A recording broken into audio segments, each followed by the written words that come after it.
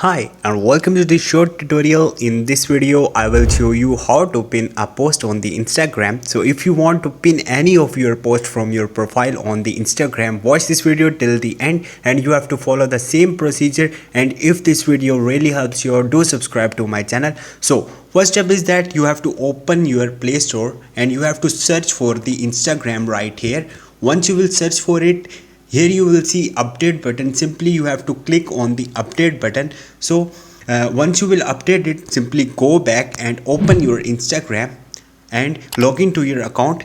On the right bottom you will see your profile icon, so you have to click on it.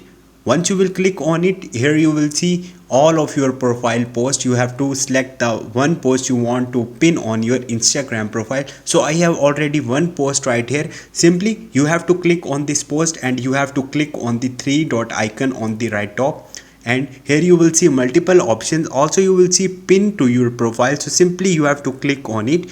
Once you will do it, this post will be pinned to your profile, and this is the way. Hope this video will helpful for you.